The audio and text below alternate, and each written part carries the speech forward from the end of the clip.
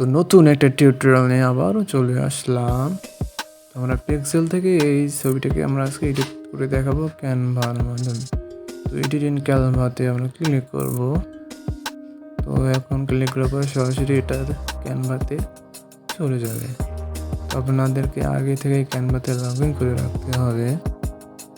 এখন এটা সরাসরি ক্যানভাতে নিয়ে যাবে এবং একটা নতুন ট্যাব ওপেন হয়ে যাবে।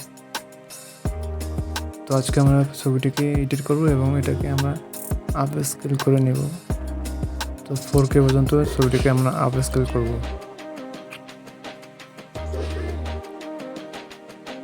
তো এখন ছবিটি কিন্তু চলে এসেছে। এখন আমরা ছবিটিকে একটু উপরের দিকে নিয়ে নেব। তারপর আমরা অটো অ্যাডজাস্টে ক্লিক করলাম। অ্যাডজাস্টমেন্ট হয়ে গেছে। আমরা ইন্টেন্সিটি একটু বাড়াই দেবো। এখানে আপনারা ক্লিক করে ইন্টেন্সিটিটা বাড়াই দিতে পারবেন। তারপরে এখানে আপনারা অ্যাডজাস্টটা বাড়াই দেবেন। তারপর হচ্ছে ট্রেনটা বাড়াই দেবেন। তারপরে এখানে আছে কালারটা আপনারা এখানে ইনভার্ট কালার ইউজ করতে দেখতে পারেন। ফার্স্ট ভাইব্রেন্স, স্যাচুরেশন সবগুলো আপনারা একটু ঠিকঠাক মতো কমিয়ে বাড়িয়ে নেবেন। শার্পনেসটা একটু বাড়িয়ে দেবো। তারপর আবার কালারিটিটা ঠিক থাকবে। তারপরে যে ভিন্টেজটা বাড়িয়ে দেবো, কালারিটিটা একটু বাড়িয়ে দেবো, শার্পনেসটা একটু আর একটু কমিয়ে দেবো। তারপরে এখন আমরা দেখুন সুন্দরভাবে এডিট হয়ে গেছে। সুন্দরভাবে এডিট হয়ে গেছে। এখন আমরা আবার আরও কিছু কাজ করবো। সেটা হচ্ছে আমরা এটাকে আপ স্কেল করবো। আপনারা চাইলে এখানে ফিলিপ করতে পারেন ছবিটাকে। ফিলিং অপশন করে রয়েছে।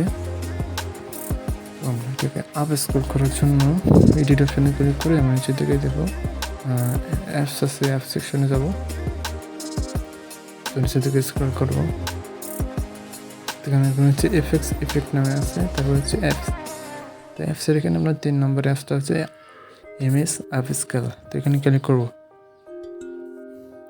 তো এখানে ক্লিক করার পর আমরা আপ স্কেলে ক্লিক করবো এবং 4K দিয়ে আপ স্কেলে ক্লিক করবো। ছবিটা কিন্তু আপ স্কেল হয়ে গেছে। তো নর্মাল ছবিটা 4K পর্যন্ত আপ স্কেল হয়ে গেছে। এখন আমরা সিম্পলি এটা রিপ্লেস বাটনে ক্লিক করবো। তো এখানে আপনারা দেখতে পাচ্ছেন কীভাবে ছবিটি মানে উন্নত মানের হাই কোয়ালিটিতে রূপান্তরিত হয়েছে।